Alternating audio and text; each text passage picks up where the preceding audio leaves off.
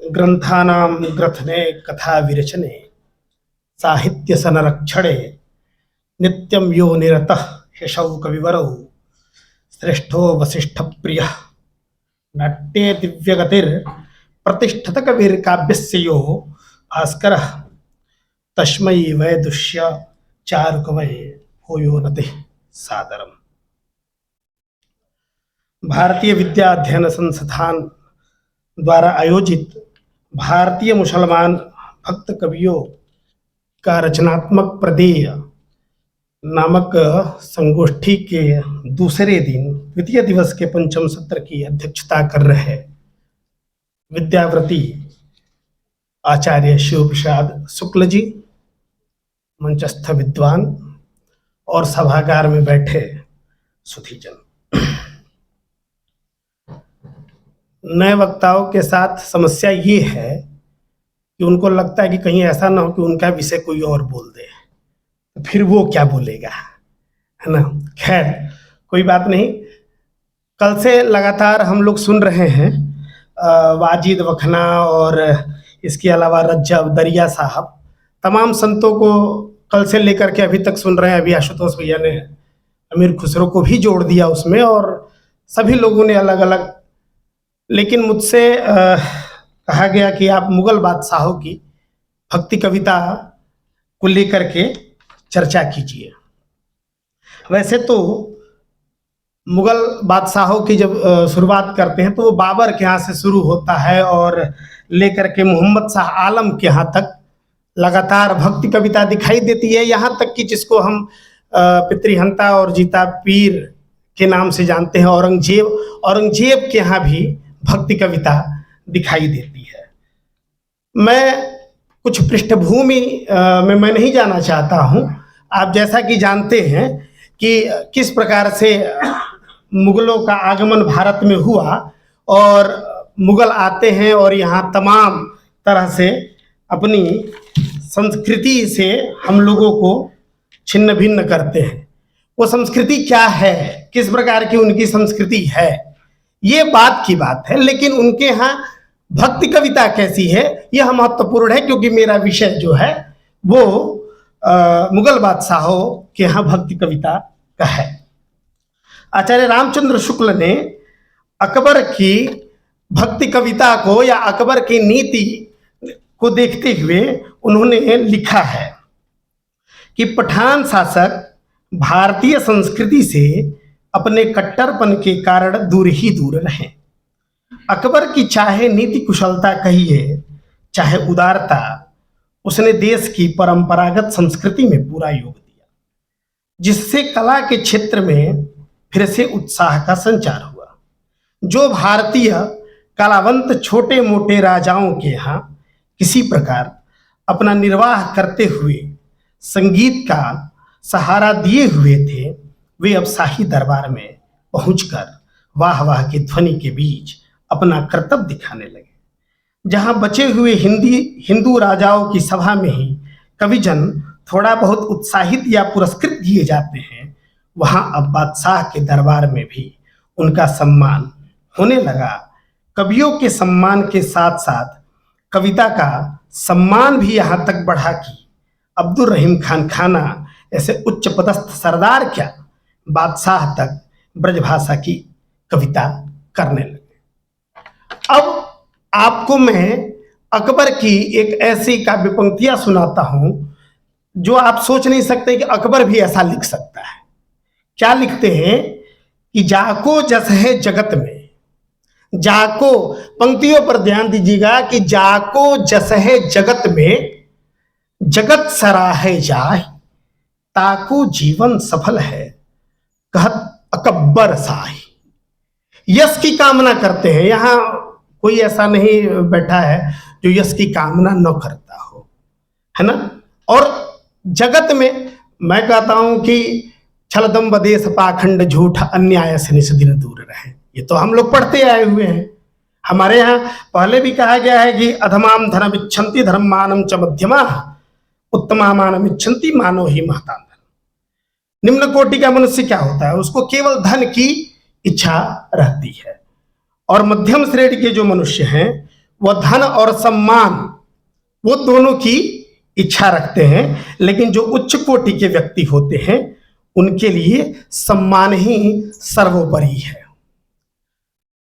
जिस देश जाति में जन्म लिया बलिदान उसी में हो जाए, ये स्वाभिमान है हमारा, यही हमारा राष्ट्र है, हम इसी के लिए जीते हैं, इसी के लिए जागते हैं, इसी के लिए समर्पित रहते हैं। तब जाकर के इस प्रकार की पंक्तियां निकलती हैं। आप जानते हैं अकबर जो था वो कला प्रेमी था और संगीत की परंपरा भी उसी ने शुरू की थी। अकबर के पहले संगीत नहीं था, ये जान लीजिए कि इस्लाम धर्म में संगीत हराम है, लेकिन अकबर ने इस्लाम धर्म में संगीत की परंपरा शुरू की। तानसेन जैसा संगीतज्ञ उसके यहां था। हमारे यहां बहुत पहले से संगीत है, शिव के आगमन के साथ ही संगीत शुरू हो गया। नृतावसाने नटराज राजो ननाद ढक्कम नव पंचवारम, इस तरह की बात कही गई है हमारे यहाँ। आप देख लीजिए यहाँ पे जिस प्रकार से वो 14 बार डमरू बजाते हैं, अयु ड्रिल के अय्यौ छैवरट लड़ यमंगणनम झपय गड़दस जब गड़दस खप छट चटता कपय ससर हल, 14 सूत्र देते हैं और उन 14 सूत्रों से 14 प्रकार की ध्वनियां निकलती हैं और वहां से संगीत की परंपरा शुरू होती है। लेकिन अकबर ने तोड़ा है और वहां से उसने संगीत की परंपरा को शुरू किया है। आप देखते हैं कि जो मुगल के जो वंश परंपरा का जो कालक्रम है उसमें कई शासकों ने भक्ति कविता कही है, और मैं एक कविता जो कृष्ण से संबंधित है अकबर के यहाँ, मैं उसकी भी बात करना चाहता हूं और उस कविता को सुनाना चाहता हूं।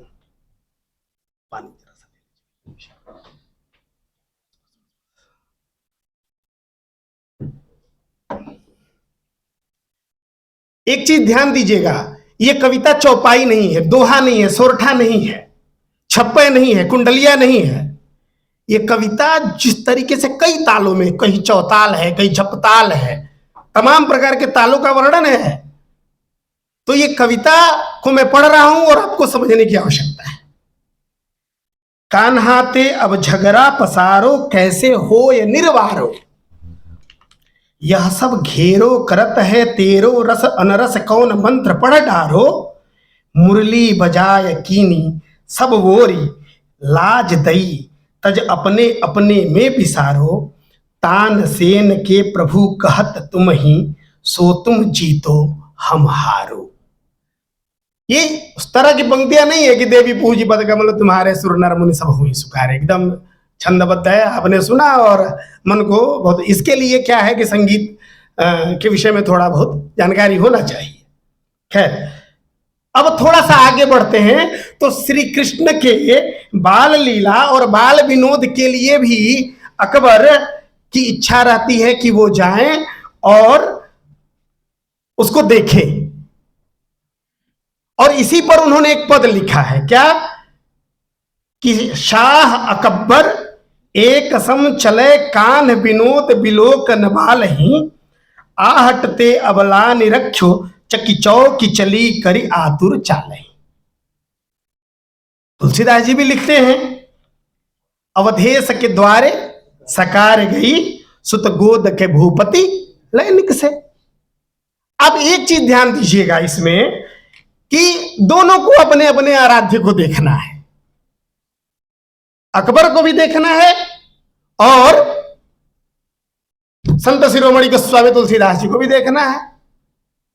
और दोनों को, भाई संत भी चल करके जाता है, लेकिन एक चीज देखिए कि एक राजा भी चल करके जाता है वहां, क्योंकि वहां केवल और केवल किसी चीज की प्रतिष्ठा है तो वह उसके भाव की प्रतिष्ठा है। ठीक है, हम थोड़ा सा आगे बढ़ते हैं तो आप लोग एक नाम और सुने होंगे, जहांगीर का। अकबर के बाद जहांगीर शासन में आता है और उसके काल में साहित्य बहुत उन्नति नहीं करता है। यह भी आप जानते हैं कि अब्दुल रहीम खान खाना जैसे वफादार सेनापति को, प्रतिष्ठित कवि को उसने राज दरबार से बाहर निकाल दिया। कवि गंग का नाम सुने होंगे, कवि गंग को उसने हाथी से कुचल दिया था। ऐसे व्यक्ति से आप क्या उम्मीद कर सकते हैं? लेकिन उसके भी दिल में कहीं ना कहीं काव्य है, कविता है। प्रेम में जो होता है वहां तो प्रेम ही प्रेम था, तो प्रेम में जो होता है वो थोड़ी बहुत कविता ही करता है, वो ईश्वरीय प्रेम हो या स्त्री प्रेम हो, है ना। खैर, वो जहांगीर का एक पद जो है वो कृष्ण से बहुत फुटकल पद लिखा जाता है, फुटकल रचनाएं आपको मिलती है, ठीक है। तो श्री कृष्ण के लिए एक वह पद लिखते हैं जिसमें कुछ प्रतीक का प्रयोग जहांगीर ने किया है, उसको मैं आपके सामने रखता हूं, आप लोग श्रवण कीजिए कि अति छवि छाजत है ललना लोचन तिहारे, रंग रंगीले रसाल छबीले सोहत लजीले सौहे खात जात, झुको है कछु उझको है ऐसे सोहन होत हमारे, अद्भुत रूप गोप बरनो न जाय कोटिक काम द्युति सुध बुध विशारे, साह जहांगीर जान बूझ कर सकुचावत इन नयनन में रैन बिहारे। ये जहांगीर के यहां मिलता है, और जहांगीर के बाद फिर शाहजहां के यहां भी कुछ पद मिलता है, और जहांगीर के बाद उसका जो पुत्र शाहजहां जो है वही मुगल बादशाह बनता है। जहांगीर के जस्ट अपोजिट, थोड़ा उल्टा, शाहजहां, क्योंकि शाहजहां क्या कला, शाहजहां खुद कला और संगीत प्रेमी था। उसके समय में भारतीय कलाएं जो हैं वह उच्चता को प्राप्त करती हैं। यह ठीक है कि उसके उत्तर काल में इन संस्कृतियों का विस्थापन भी होता है, और शाहजहां के यहां जो भक्ति का पद मिलता है वो श्री कृष्ण के अलावा शिव का भी मिलता है। वही शिव जिसके विषय में रुद्राष्टाध्यायी लिखा गया है। क्या वो क्या लिखते हैं? आदि महेश, यहाँ अध्यक्ष महोदय बैठे हैं, मैं एक चीज बताऊंगा सर, कि आदि महेश कंचन को छत्र, हितिया को चंद मुक्त माल गंग, अलके सारी लुबध रही सोई, और मोह तजो उलझो जन का के संग, पोहपन के हार पहराई, अरस परस करत अनंग, ऐसो विधेक प्रीत रस कोनो, शाहजहां राखी अर्धंग। मालश्री राग है, चौताल छंद है, लेकिन इसमें जो आदि महेश कंचन को छत्र, हितिया, हितिया शब्द का प्रयोग उन्होंने किया है। मुझे लग रहा है कि यह इस पाठ में थोड़ी सी गड़बड़ी है, हितिया नहीं बल्कि द्वितीया होना चाहिए, क्योंकि शिव के मस्तक पर द्वितीया का जो चंद्रमा है, मैनेजर पांडे के यहाँ, अजय तिवारी जी के यहाँ, ये दोनों पुस्तकों में हितिया ही है। मैंने हितिया लिखा, लेकिन जो मुझे लगा कि वो द्वितीया होना चाहिए, इसलिए मैं आप सभी विद्वानों के समक्ष ये बात रख रहा हूं। और एक श्री कृष्ण से संबंधित भी उनका पद मिलता है। वो तब का है कि जब श्री कृष्ण मथुरा से चले जाते हैं तो ब्रजवासी उनको कैसे याद करते हैं। भादो कैसे दिनन माई श्याम काहे को आवेंगे, कोक काकी कुहक सुन छाती, माती राती भई बिरही, आगे ऊंधो फूंक जरावेंगे, शाहजहां पिया तुम बहुनायक, बिरहिन के असुवन की तपत बुझावेंगे। ये विहाग राग में है, आड़ा और तिताला। अकबर के यहां से संगीत शुरू होता है, आप देखिएगा, लेकिन संगीत की कितनी बारीक समझ मुगलों के यहां है, ये आप देखिए। और सूरदास क्या लिखते हैं कि निस्दिन बरसत नैन हमारे, सदा रहती पावस ऋतु हम पे, जब ते श्याम सिधारे। तो लिखते हैं, और शाहजहां के अनेक भक्ति के पद मिलते हैं। और कल जैबुन निसा की चर्चा चल रही थी, तो मैं जैबुन निसा की ओर नहीं जाऊंगा। आप सभी जानते हैं कि शाहजहां के दो पुत्र, कई पुत्र हैं, अब ये तो मुझे नहीं पता, लेकिन दारा सुको की बात भी आई और इसके अलावा औरंगजेब की भी बात आई। और शायद आप ही कल इसकी चर्चा कर रहे थे, बहुत अच्छा भाषण था आपका, ठीक है। तो उसमें सीधी सीधी सी एक बात है कि भाई औरंगजेब ने उनको जेल में डलवा दिया और उसके बाद उसी में उनकी हत्या, कत्ल वगैरह हो गया। हत्या शब्द ठीक नहीं, उनकी कत्ल ही ठीक है।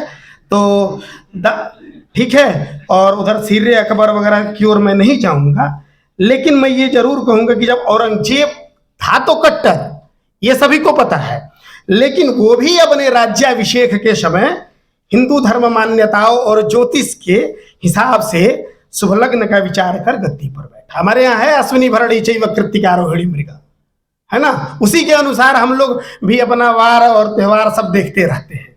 वो क्या लिखता है कि उत्तम लगन शोभा सगुन गिन गिन गिन ब्रह्मा विष्णु। ये औरंगजेब की पंक्ति है। अभी गिरिजा शरण अग्रवाल सर शायद बाहर गए हुए हैं, उन्होंने कहा कि क्या औरंगजेब ने सही में लिखा है। हमने कहा कि भाई मैं तो पढ़ा हूँ, मैं उस समय था तो नहीं, लेकिन हो सकता है कि कवियों को कुछ लोग बुला करके लिखवाते भी थे अपने नाम से। आज भी वो चीजें चरमोत्कर्ष पे है कि लोगों को बुला करके लिखवाया जाता है। खैर, उत्तम लगन शोभा सगुन गिन गिन ब्रह्मा विष्णु, महेश व्यासो कीनो साह, औरंगजेब जसन तखत बैठो आनंद, नग खेच दाम विषात गायन, मोहन प्रत ब्रह्मो रचौ तिन मध गायन, गुमी जन गावत तिनके हरत दुख नंदन, एक निर्तत निर्तत लास तांडव रंग भावन एक वन, बावत वंदिक पंडित कर कवि सरस पूरण चंदन। आप देखिए, ये आसावरी राग में है और चौताल छंद है। औरंगजेब बहुत संगीत का जनक नहीं था, लेकिन आप एक चीज देखिएगा कि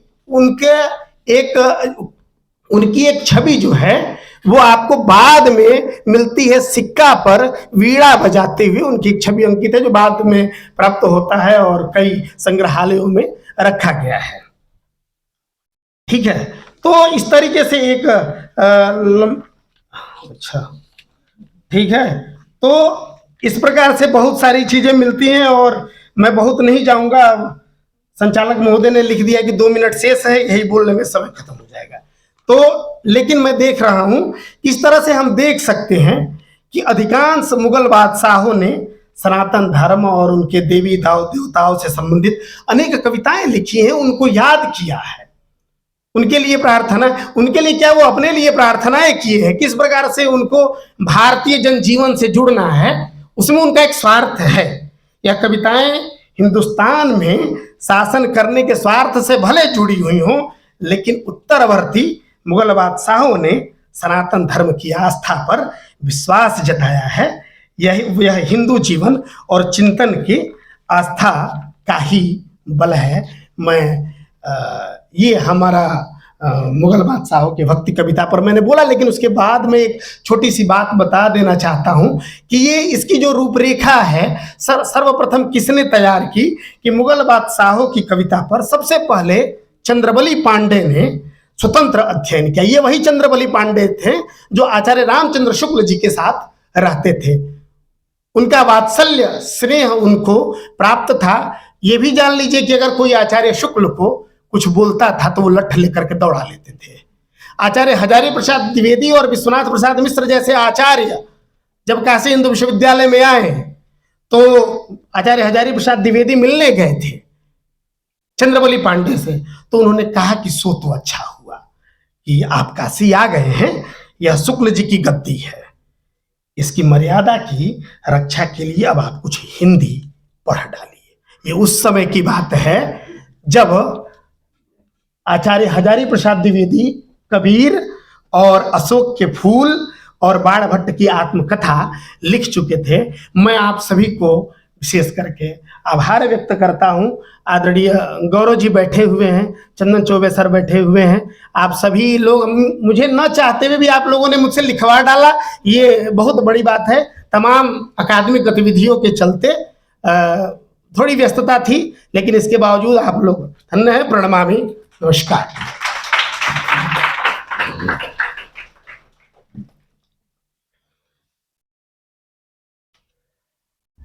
बहुत बहुत